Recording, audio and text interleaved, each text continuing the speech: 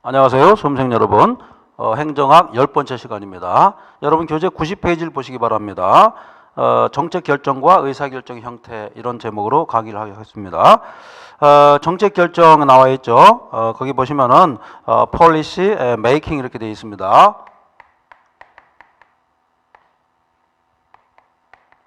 이렇게 되어 있는데 policy making 뭐냐면 어떤 목표가 있을 거예요. 타겟이라고 하죠. 목표가 있을 때 여기에 수단이 여러 가지가 있을 겁니다.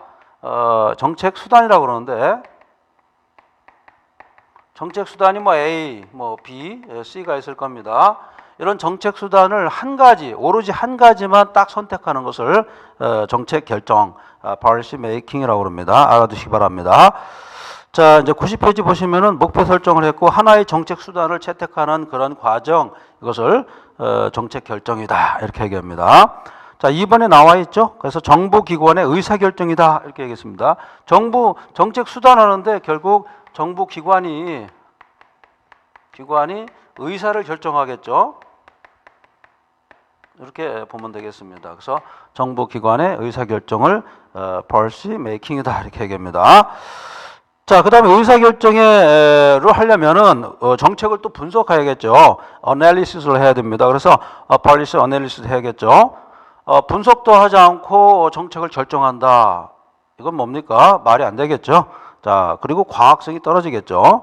그 다음에 이제 분석 결정 과정이 있는데 완전 분석, 불완전 분석 이렇게 될 수가 있고, 그 다음에 정치적 결정, 정치적인 어떤 사고 방식도 가지고 있다는 겁니다. 이것은 행정이 말이죠. 정치성을 완전히 벗어나지 않았다는 것을 반증하는 것이 되겠죠.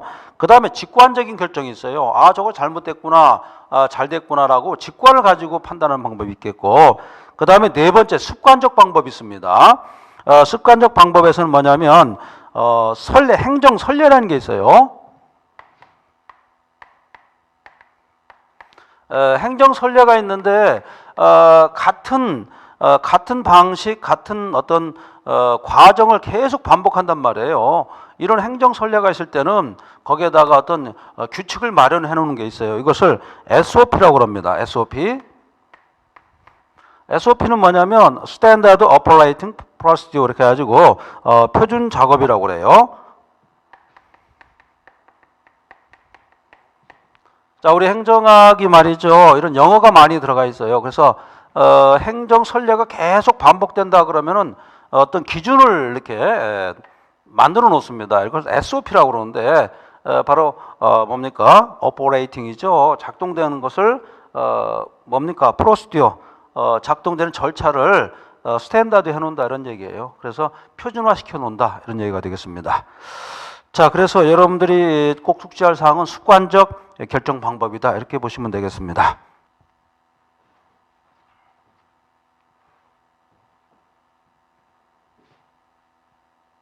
자, 여러분들 지금 행정학에서 두 번째 파트인 지금 정책학을 공부했고, 정책학 중에서도 정책 결정을 지금 공부하고 있습니다. 어떤 목표, 정책 목표가 있다면 그 수단을 선택하는 건 오로지 한 가지 선택을 선택해서 목표에 도달하고자 하는 것이 바로 정책 결정이다 이렇게 볼 수가 있고, 정책 결정에서 가장 중요한 것은 의사가 되겠죠. 어떤 의사를 가지고 정책을 결정해야 하기 때문에 그렇습니다. 그래서 여기서 중요한 것은 습관적 결정이다 이렇게 볼 수가 있습니다. 그 다음에 91페이지를 보시기 바랍니다. 합리적, 그 다음에 분석적 결정인데 이거를 다른 말로 합리 모형이다 이렇게 얘기합니다. 비교 표시해 주세요. 합리 모형과 이제 대별되는 게 있는데 이제 점중 모형이라는 게 있어요. 점중 모형과 합리 모형이 반대되는 개념이다. 완전히 반대는 아니지만 어쨌거나 행정학에서는 대립되는 그런 개념이다 이렇게 볼 수가 있어요. 합리 모형은 쉽게 말해서 뭡니까? 이상적, 연역적, 합리적으로 판단해서 정책을 결정하라 이런 얘기가 되겠죠. 정책 결정 시 어떤 합리성을 추구하는 겁니다. 합리성을 추구하고 그 다음에 정책 분석에서 말이죠. 이상적인 사고방식을 가지고 접근하는 것이 합리 모형이다 이렇게 돼 있고, 이 합리 모형은요 사실 판단, 즉 정책을 할 때 사실에 포커스를 맞춥니다. 사실 판단에 여기에 포커스를 맞추고 그 다음에 정책 문제 정의할 때는 definition이라고 그러죠. 이때는 정치적 어떤 가치 판단을 또 합니다. 이런 어떤 예를 들어서 두 가지 태도를 접목시킨 것이 바로 합리 모형이다 이렇게 볼 수가 있고, 여기서 이제 가장 대표적인 사람이 91페이지 보세요. 던이라는 사람이 나옵니다. 던. 이 사람이 합리 모형의 대표적인 사람인데, 이 사람은요 분류 분석을 했습니다. 클래시피케이션이라고 그러죠. 이런 분류라는 거 뭡니까? 나눴다는 얘기예요. 분류를 탁 했다는 것이죠. 이렇게 A, B, C 이렇게 분류해 놓으면 어떻습니까? 아무래도 보기가 좋고 합리적으로 판단하기 좋겠죠. 이런 뜻에서 더는 분류 분석을 했다. 여기서 말이죠. 비교 경험적. 비교니까 뭡니까? 분류할 때는 다른 어떤 형태, 다른 사실도 비교했겠죠. 그것을 비교 경험에 의한 유추법이다. 이렇게 설명하고 있고, 그 다음에 가정 분석, 경제 분석 이런 것까지 동원했다. 이렇게 볼 수가 있습니다. 그렇게 보시고, 그 다음에 91페이지 보면 정책 분석의 분석 기법이라는 게 나옵니다. 그 별표 한 5개 지시기 바랍니다. 여기서 시험 출제 되겠습니다. 첫 번째가 이제 분류 분석이 있어요. 분류 분석은 개념, 그 다음에 논리적 분할, 그 다음에 분류, 이런 일련의 절차를 통해서 결과를 도달하는 그런 분석을 분류 분석이다 이렇게 설명할 수가 있고, 그 다음에 계층 분석이 있습니다. 시험에는 안 나옵니다만 이것은 원인을 파악하는 그런 분석 방법이 계층 분석입니다. 그 다음에 시냅틱스라고 있어요. 시냅틱스는 뭐냐면 문제 유사성에다 줄 좀 끄세요. 유사성을 판단 기준으로 해서 유추 구성하는 방법이 바로 시냅틱스다 이렇게 볼 수가 있고, 가정 분석이 있습니다. 가정 분석은 갈등적인 어떤 가정 집단이라는 게 있어요. 가정들을 창조적으로 종합해 가지고 판단하는 방법, 이것을 가정 분석이라고 합니다. 마지막으로 이제 브레인스토밍이라고 있는데 그게 중요합니다. 별표 한 5개 치세요. 이건 뭐냐면 아이디어 같은 게 있어요. 그거를 아이디어 같은 거를 좀 취합을 해가지고 말이죠. 전략적으로 어떤 방안을 모색하는 것이 바로 브레인스토밍입니다. 브레인스토밍의 특징은 뭐냐면 자 여러분들 브레인스토밍은요 여러 집단끼리 이렇게 전문가 집단이라고 그러죠. 전문가 집단이 모여서 토론도 하고 말이죠. 상대방의 의사를 알 수가 있습니다.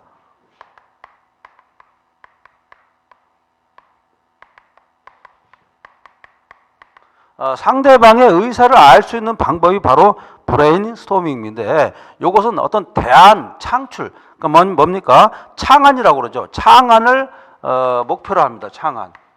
자, 시험에 많이 출제되는데 특징이 상대방의 의사를 알 수가 있는 것. 즉 상대방 전문가가 모르는 것이 아니라 토론 같은 걸 통해서 좋은 어떤 뭡니까? 아이디어를 창출해낸 그런 과정을 브레인스토밍이라고 합니다. 꼭 알아두시기 바랍니다. 자, 시험에 꼭 출제되겠고, 브레인스토밍이요. 알아두시기 바랍니다. 요거는요, 뭡니까? 뒤에 나오는 델파이 개념과 반대되는 개념이에요. 그래서 이 브레인스토밍과 접목해서 나오는 것이 바로 델파이 이론인데, 델파이는 뭐냐면 이 브레인스토밍 같은 경우는 상대방이 어떤 의사를 가지고 있는지 알았죠. 근데 델파이는 상대방이 어떤 의사를 가지고 있는지 모릅니다.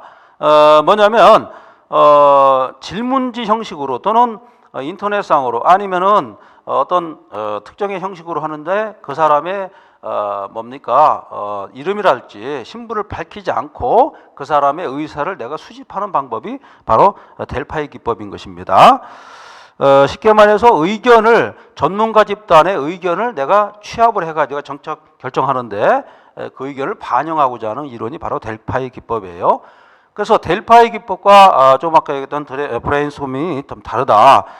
브레인스토밍은 상대방의 알고 있죠. 그러나 델파이는 익명성을 요구하겠다. 매우 중요합니다. 그래서 시험에 출제되겠습니다.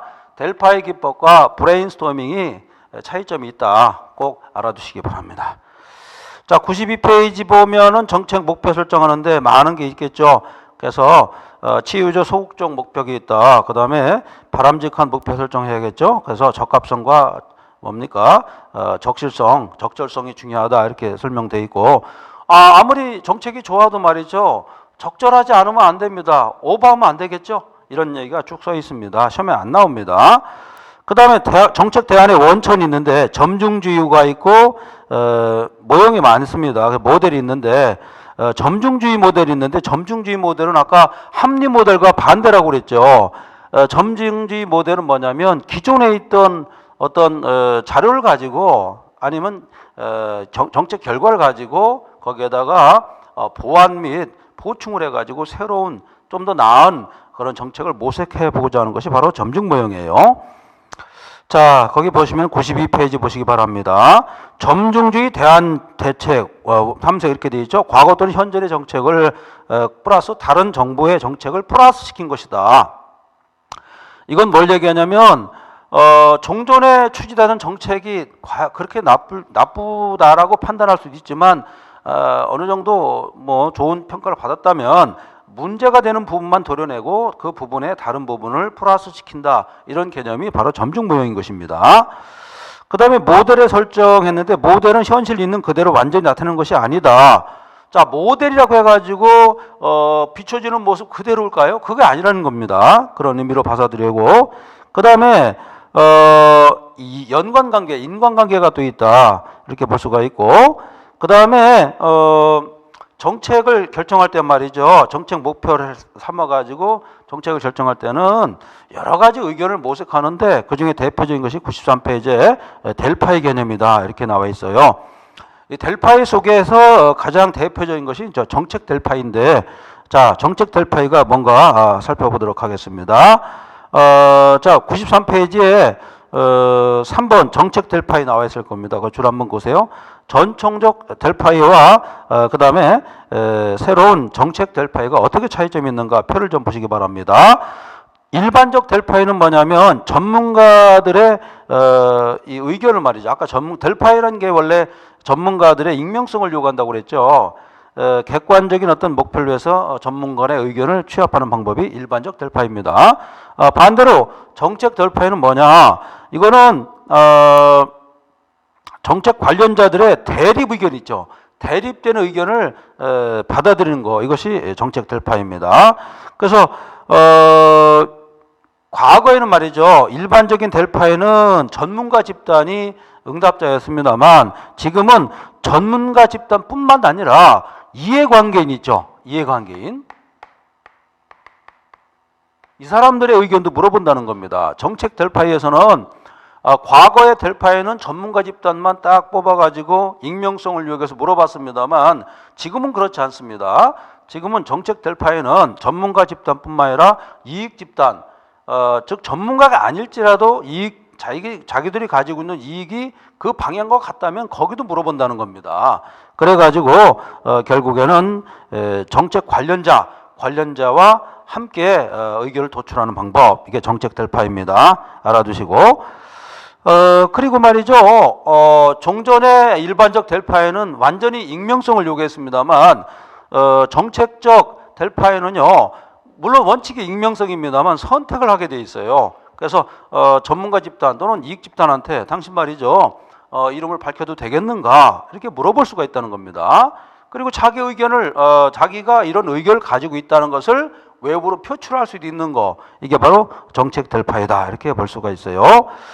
자, 그래서 브레인스토밍과 그 다음에 종전의 델파이 기법, 그 다음에 정책 델파이 세 개를 꼭 알아두는데 정책 델파이와 브레인스토밍의 가장 큰 차이점은 익명성이라고 말씀드렸고 유사점도 하나 있긴 있습니다. 왜냐하면 정책 델파이 같은 경우는 대안까지도 모색할 수가 있습니다. 그러나 대안 문제가 나왔다라고 하면은 정책 델파이보다는 브레인스토밍으로 볼 수가 있어요. 왜냐하면 말 그대로 브레인 아닙니까? 브레인. 그러니까 전문가 집단 중에서도 아주 뭡니까? 핵심 브레인 이런 사람들이니까 아무래도 대안 결정하는데 도움이 되겠죠.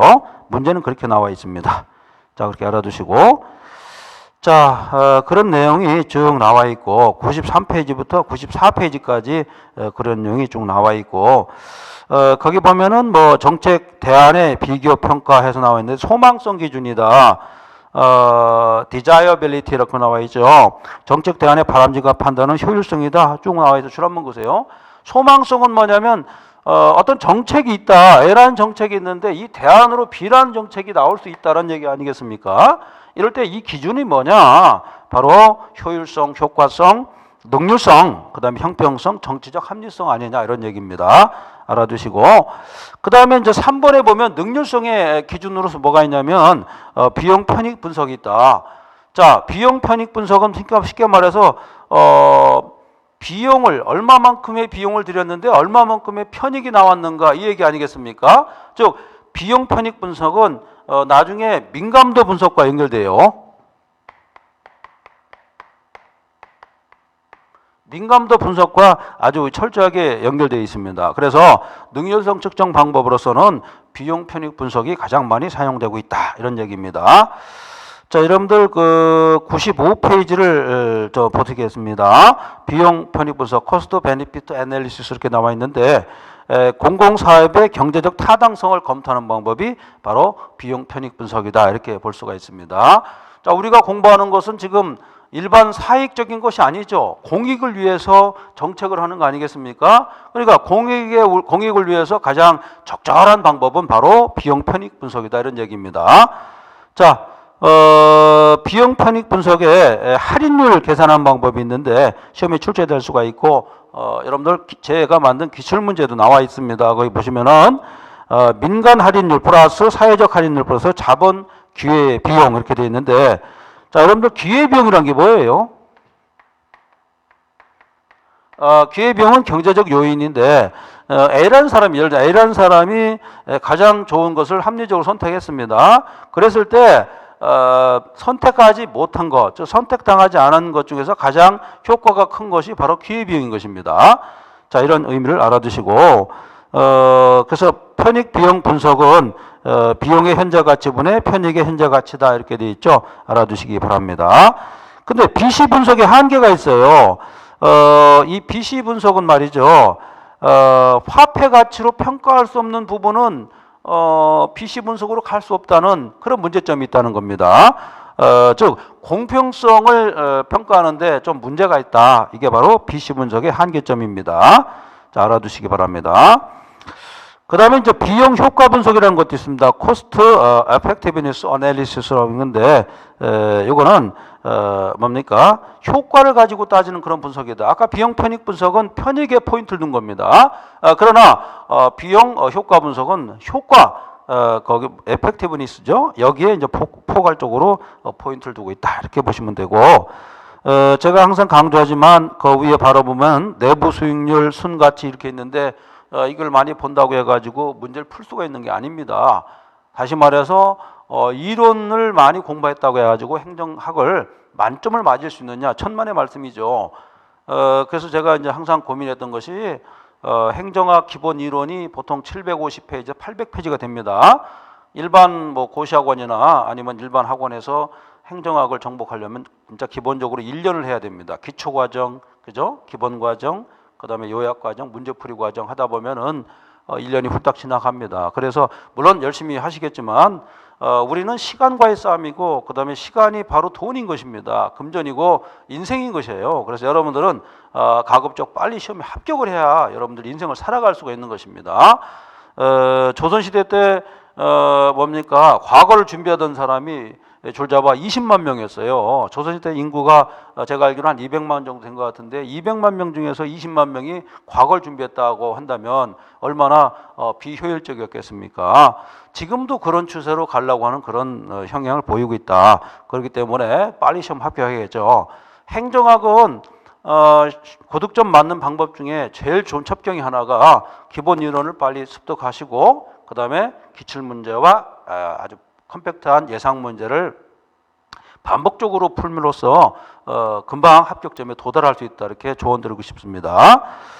자, 95페이지까지 우리가 설명했고 내부 수익률은요.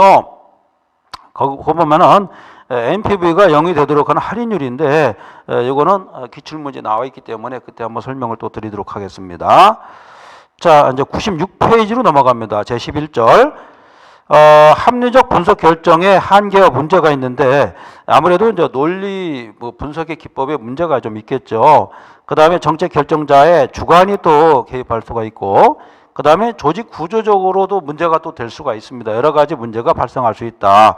이렇게 보시면 되겠고, 한국의 행정부 내부의 정책 결정에서 품위제라는 게 있어요. 줄구세요. 품위제는 이건 뭐냐면 종전에는 말이죠, 상관의 의사만 정책 결정에 반영이 됐었는데 지금은 상관뿐만 아니라 하관, 밑에 있는 부하까지도 의견이 절충돼서 위에 전달된다. 이런 이론이 바로 품위제다. 이렇게 볼 수가 있습니다.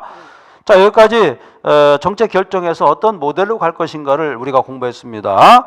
다음으로 이제 공부하는 것이 정책을 분석하는 방법이죠. 그래서 정책을 어떻게 분석할 것인가, 여기에 대해서 많이 나와 있습니다만 결과적으로 4번 보시면 관리과학과 운영연구해서 5할 이렇게 나와 있는데 이걸 좀 줄 좀 끄시기 바랍니다. 어플라이션 리서치 이렇게 나와 있죠. 이건 뭐냐면 계량화 또는 수리적으로 만들어서 분석을 하겠다, 이런 얘기가 되겠습니다. 자, 그래서 이제 4번 이렇게 나와 있고, 97페이지 보시면 체제 분석이라는 게 있어요. 이건 뭐냐면 가능한 한 계량적, 미시적 분석들을 활용하고 여기다가 관리과학 내용을 포함하는 것이 바로 체제 분석이다. 이렇게 될 수가 있어요. 자, 체제란 말이 계속 나오는데 우리 행정학에서 체제라는 것은 원래 여러 가지 규범이랄지, 여러 가지 법이랄지, 여러 가지 제도랄지, 여러 가지 계통이랄지 이거를 접목해가지고 어떤 시스템을 판단하는 방법이 체제론이라고 그랬죠. 이 체제 분석 같은 경우도 여러 가지 기준을 가지고 분석하는 방법이 바로 체제 분석인 것입니다. 자, 이것은 뭐냐면 4번 보시면 체제 분석은 5월 관리과학과 상위 수준의 정책 문제를 분석을 같이 하는 것이다. 자, 과학적 관리와 말이죠. 과학적 관리는 바로 오퍼레이션 리서치라고 그랬죠. 이거와 그 다음에 어떤 상위 수준의 정책을 접목시킨 것이 바로 체제 분석이다. 이렇게 보시면 되겠습니다. 자, 그 정도 보시고 97페이지입니다. 정책 모형의 결정, 의사결정의 모형에서 다양한 모형이 있는데 여기서 시험 문제가 출제되겠습니다. 그래서 로마자 2번 별표 한 3개 치세요. 합리 모형이 나와 있죠. 자, 거기 2번을 보세요. 정책 결정자가 전지전능의 존재를 가정한다. 자, 이게 참 무슨 얘기죠. 합리 모형에서는 말이죠, 정책 결정할 때 정책 결정자가 모든 것을 다 알고 결정한다, 이렇게 가정한다는 겁니다. 사실 있을 수가 없죠. 그리고 완전한 함성을 추구합니다. 즉 요만큼의 하자도 없고 요만큼의 모순성도 없어요. 그렇기 때문에 종합적인 합리성을 추구한다는 것입니다. 알아두시기 바라고, 결국에는 합리론에서는 추구하는 게 뭐냐, 객관성을 추구한다는 것입니다. 객관성. 누가 봐도, 어떤 사람이 봐도 인정할 수 있는 걸 바로 객관성이라고 그러죠. 자, 이런 걸 추구한다. 97페이지 보시기 바랍니다.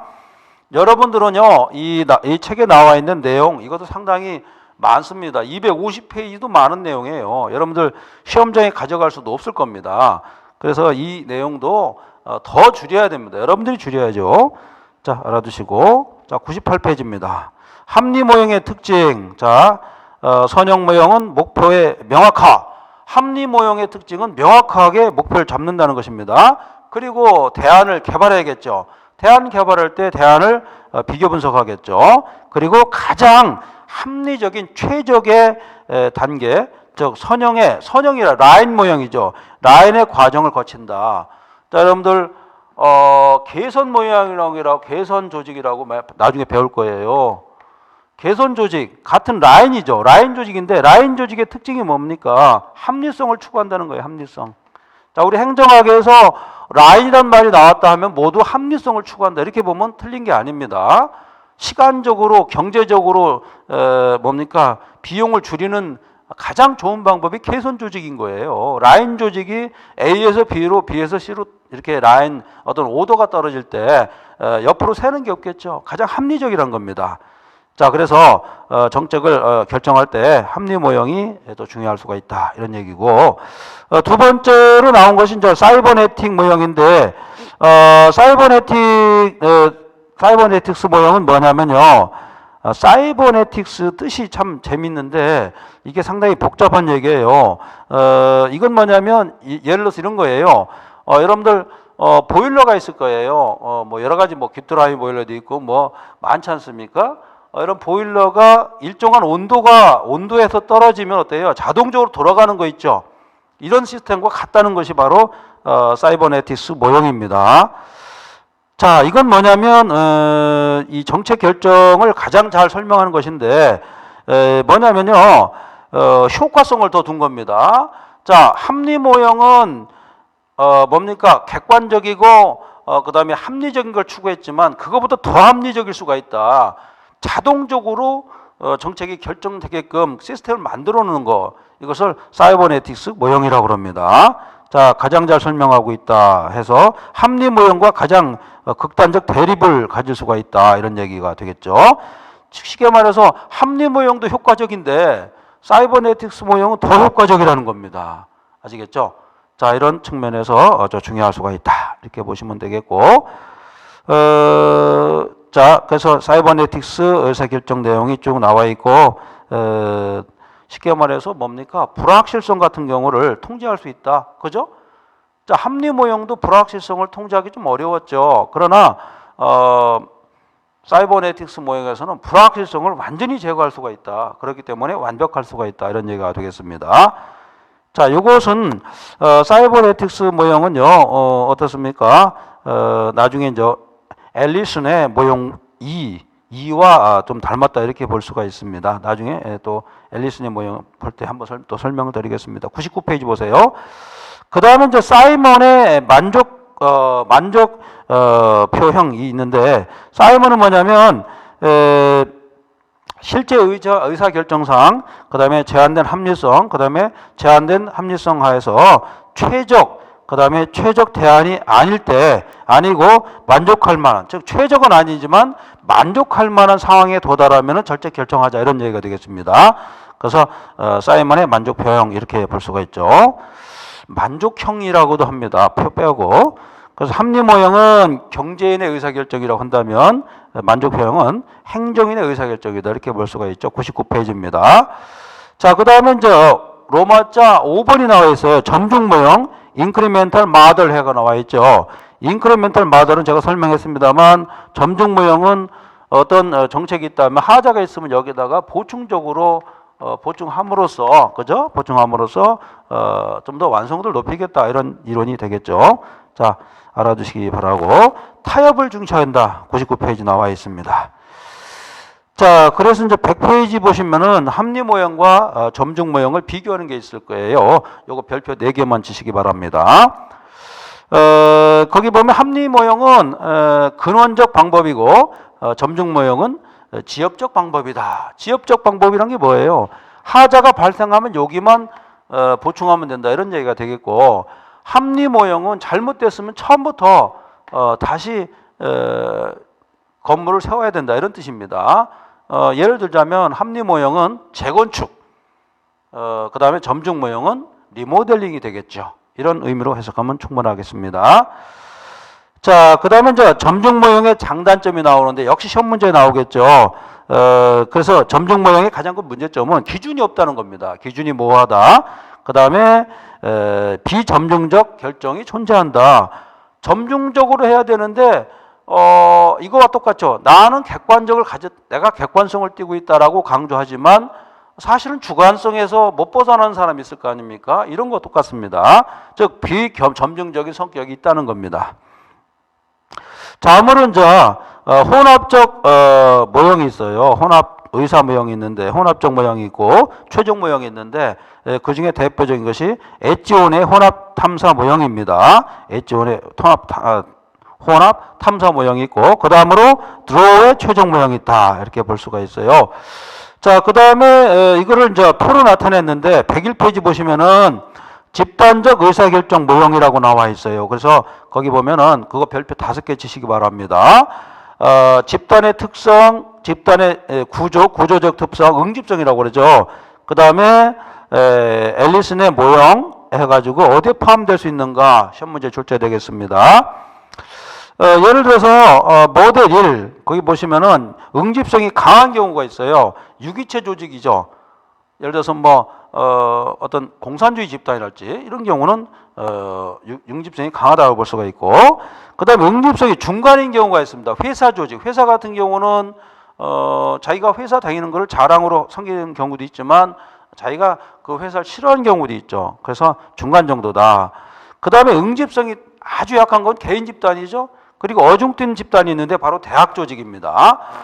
대학 조직은 나중에 이제 기타 모형에 들어가는데 쓰레기통 모형이라는 게 있어요. 그 별표 한 3개 치세요. 쓰레기통 모형은 대학 조직을 대변하는 그런 성격을 가졌는데, 대학 조직 같은 경우는 어떻습니까? 대학교 학생들이 말이죠, 정말 무질서하게 왔다 갔다 하다가도 학교 이슈가 발생하면 학생회실 모여가지고 데모크라시 하지 않습니까? 그죠? 이걸 하는데 평상시에는 아주 자유롭게 물 흘러가듯이 돌아다니다가 이슈가 발생하면 한 곳에 모여서 무질서가 서서히 없어지면서 단체 행동까지 간다는 것이 바로 쓰레기통 모형입니다. 여기서 포인트는 의식이 없이, 의지 없이 떠돌아다니다가 일정한 시점에서 한 곳에 모인다는 것이 포인트입니다. 자, 그리고 앨리슨의 모형에서 유기체 조직은 마델 1과 통할 수가 있고 회사 조직은 마델 2다. 이렇게 보시면 되겠죠. 시험에 출제되겠습니다. 자, 그래서 이제 프롬 모델, 회사 모형 같은 게 연합 모형이라고 그러고, 자, 1번 보세요. 실제 기업체의 의사결정의 집단적 의사결정 모형으로 제시한 이론이다. 이렇게 돼 있고, 요것은요, 앨리슨의 모형 2와 같다. 이렇게 보시면 되겠고, 이것은 합리성을 또 추구하기도 합니다. 그 다음에 garbage can model이라고 되어 있죠. 쓰레기통 모형인데 그거 별표 치시기 바랍니다. 이것은 코엔이라든가 마취 이런 사람들이 강조했던 건데, 조직화된 무정부 상태입니다. 무정부 상태에서 비합리적으로 의사를 결정한다. 즉 이 대학교 단과대 학생들이 무질서하게 돌아다니다가 이슈가 터지면 그때 한번 자기의 이익을 위해서 이렇게 나서는 것, 바로 쓰레기통 모형이 되겠죠. 알아두시기 바랍니다. 앨리슨의 모형 이렇게 나와 있는데 3번 보세요. 넘기세요. 자, 102페이지입니다. 앨리슨의 모형 별표 5개를 치시기 바랍니다. 시험 문제 꼭 출제됩니다. 1모형, 2모형, 3모형이 있는데 1모형은 합리 모형이에요. 자, 합리 모형은 뭐냐면 모델 1에 해당하죠. 이것은 조직과 통제가 가장 어떻습니까? 잘 되는 그런 유기체직 조직을 합리 모형이다. 모델 1 이렇게 얘기합니다. 응집성이 강하다 이렇게 볼 수가 있고, 그 다음에 조직 모형이 있는데 느슨하죠. 응집성이 좀 약할 수가 있죠. 모델 2에 해당합니다. 주로 어디입니까? 회사를 말하죠. 그 다음에 관료정치 모델인데 이걸 모델 3라고 합니다. 여기도 시험 문제에 들어가 있는데 요거는 응집성이 매우 약하다 이렇게 볼 수가 있고 독립적으로 행동합니다. 자, 여러분들 관료들은 응집성이 좀 약하다고 볼 수가 있어요. 그렇죠? 관료정치 같은 경우는 이런 경우에 앨리슨의 모델 3에 해당한다 이렇게 볼 수가 있는 것입니다. 자, 여러분들 지금 우리가 정책 모형을 지금 공부하고 있는데 합리 모형이냐, 그 다음에 점중 모형이냐 이런 걸 사이버네틱 모형이냐 여러 가지 정책 결정 모형을 공부했는데, 자, 우리가 왜 이런 모형을 공부하겠습니까? 나중에 정책 결정할 때, 정책 의사 결정할 때 중요한 기준이 되기 때문에 그렇습니다. 자, 이번 시간에 가장 포인트는 여러분들 페이지를 치면은 가장 중요하다고 생각한 것은 바로 101페이지에 집단적 의사결정 모형이었다 이렇게 볼 수가 있고 시험에 100% 출제되겠습니다.